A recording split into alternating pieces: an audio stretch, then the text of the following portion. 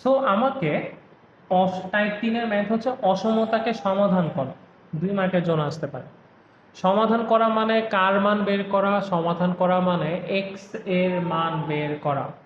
So একটু খেয়াল করো, আমি এটা আগে লিখবো এক্স এর মান যেহেতু আমাকে এখানে বের করতে হবে, তার মানে তুমি বুঝতে পারতেছো এখানে হরে এক্স রাখলে চলবে না, এই এক্সটা নিয়ে যেতে হবে লবে।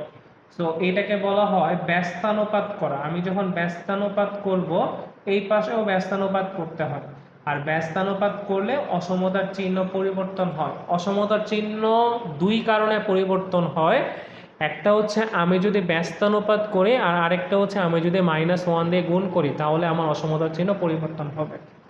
সো অসমতা এই পরম মান যখন উঠে যাবে, উঠে যে এই চিহ্নটা কপি করে এখানে নিয়ে আসবেন, এখানে -½ লিখবেন, +½ -½ আচ্ছা, এক্স এর মান বের করব, তাহলে বলো -4 এটাকে ভ্যানিশ করতে হবে।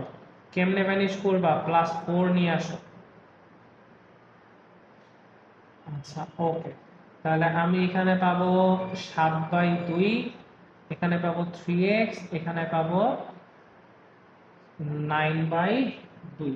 আচ্ছা ওকে, এরপর এক্স এর মান বের করতে হবে, সাথে 3 আছে, তার মানে সবাইকে 3 দিয়ে কি করো? ভাগ করো। তাহলে 7/6 এক্স, তাহলে এখানে কাটাকাটি চলে আসবে 3/2। তার মানে এইটাই হচ্ছে আমার অ্যান্সার। এখানে একটা জিনিস দিতে পারো যে এক্স এর মান ক্যান নট বি 4/3, এই লাইনটা লিখতে পারো। অনেক সময় অনেক কলেজে এই লাইন না লিখলে নাম্বার কেটে দেয়। এক্স এর মান যদি সামহাও 4/3 হয়ে যায়, তাহলে দেখো হরে 0 চলে আসবে। 4/3, 3 কাটা, 3 কাটা, 4 - 4 0।